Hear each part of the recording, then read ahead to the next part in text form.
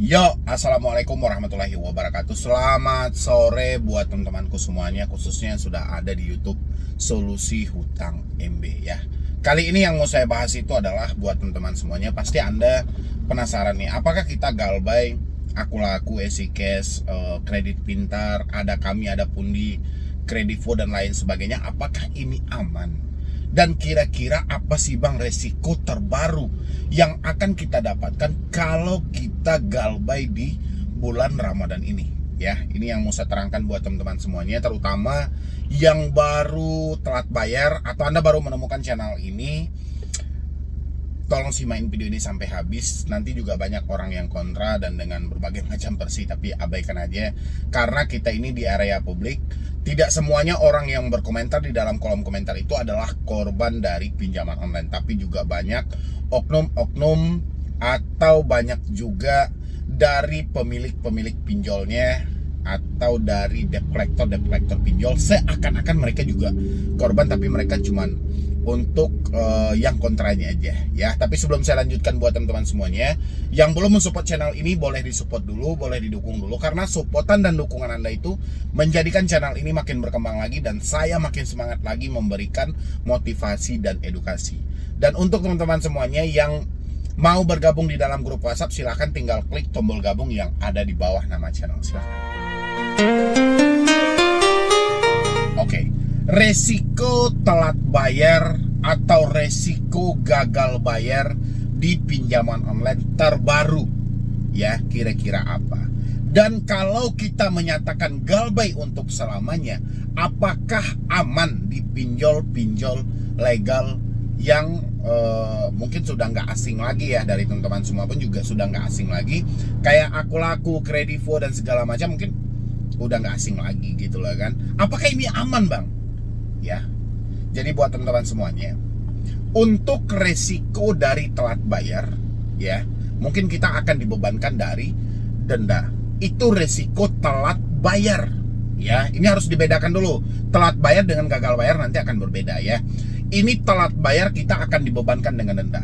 Terkadang teman-teman itu selalu berpikir, bang, kok bunganya selalu meningkat bang? Bunga itu tidak ada meningkat. Kalau dari pinjol itu bunganya tidak meningkat. Jadi bunga itu telah mereka tentukan sejak di awal kita membuat perjanjian dengan mereka dengan akad kreditnya.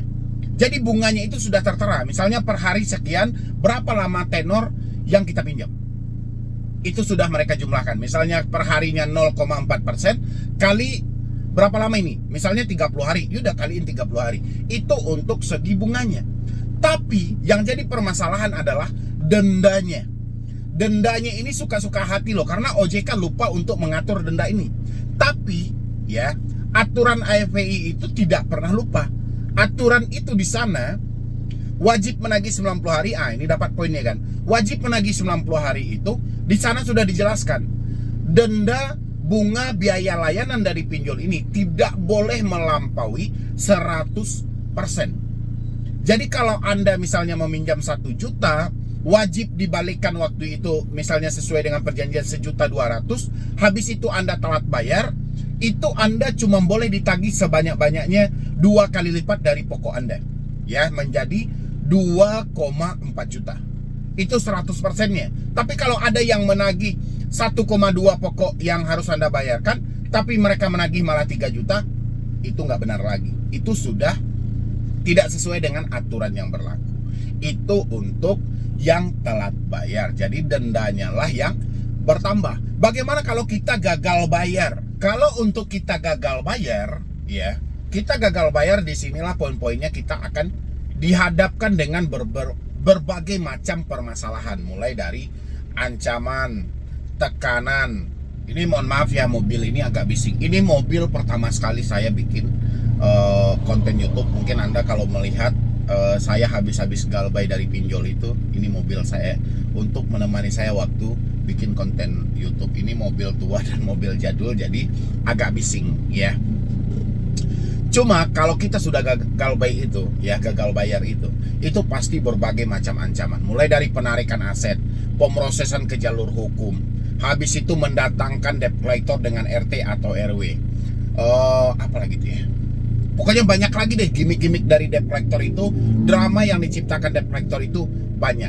Padahal satu-satunya risiko yang akan Anda dapatkan adalah ketakutan yang sangat luar biasa dalam diri Anda. Ini sudah diskenariokan. Jadi ucapan ingin datang membawa RT, ingin datang membawa polisi, ingin datang memproses Anda ke jalur hukum, itu hanya bagian persi dari penagihan. Supaya apa? Supaya tersampaikan. Poin yang diucapkan debt collector ini tujuannya kan ingin menakut-nakuti Anda. Begitu Anda ketakutan, pasti Anda akan berupaya. Anda akan berupaya mencarikan dana-dananya, ya kan? Mencarikan talangan dana atau terjadinya gali lubang tutup lubang.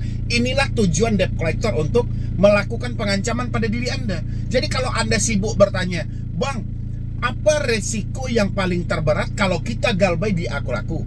Kalau kita galbay di Kredivo? Kalau kita galbay di Kredit Pintar, pinjam duit, Julo, dan lain sebagainya?" Resikonya adalah Anda akan dikirimkan beberapa kata-kata untuk menakut-nakuti diri Anda sendiri. Ya, sisanya diri Anda lah yang mendaur ulang sejauh mana Anda mampu memaksimalkan hal ini. Disinilah orang banyak lumpuh pemikiran mereka.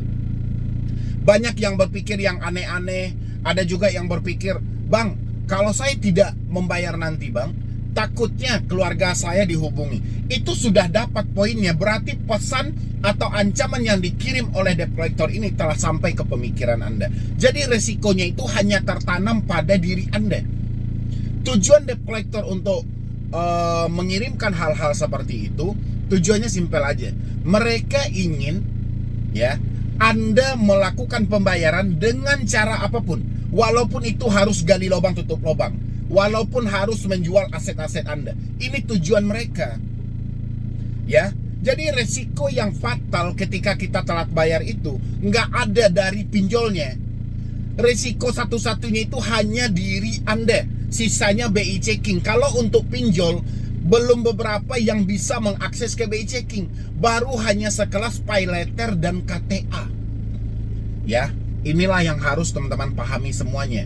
Jadi jangan Anda mengira misalnya, nanti kalau saya nggak bayar, aset-aset saya ditarik. Kalau saya nggak bayar, nanti saya diproses ke jalur hukum. Itu hanya ada dalam pemikiran Anda aja. Faktanya tidak.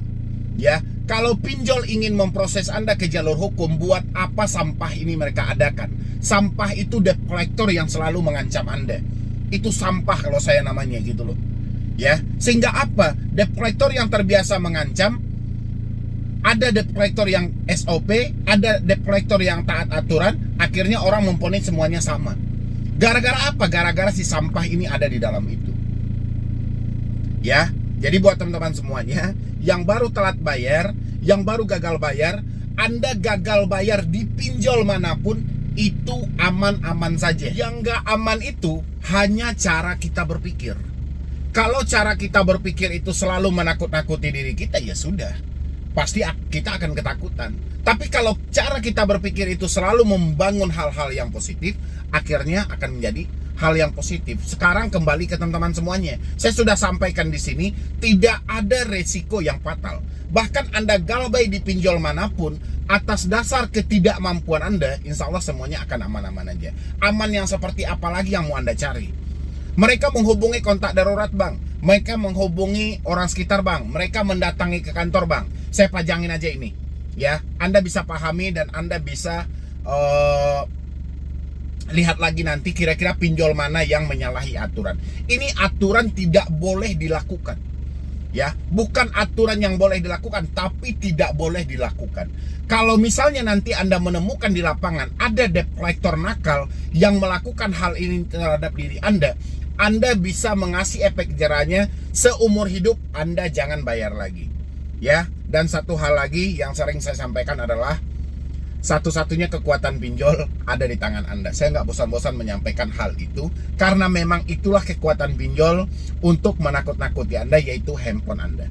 Selagi kartu Anda bisa dihubungi, WA Anda bisa di chat, email Anda masih aktif, siap-siap aja. Segala macam skenario penagihan akan sampai kepada Anda. Dan itulah yang membuat Anda ketakutan dan kesetresan nantinya. Ya, dan saya berharap sebisa mungkin setelah Anda menonton saya ini, Putuslah komunikasi Anda dengan debt collector, tutuplah semua akses yang terhubung dengan pinjolnya. Supaya apa? Supaya pemikiran Anda tenang, pelan-pelan Anda bisa berusaha kumpulkan uangnya sedikit demi sedikit. Kalau uangnya sudah terkumpul, Anda bisa menegosiasi. Ya, jadi sekian dulu dari saya, Medi Broni. Wassalam.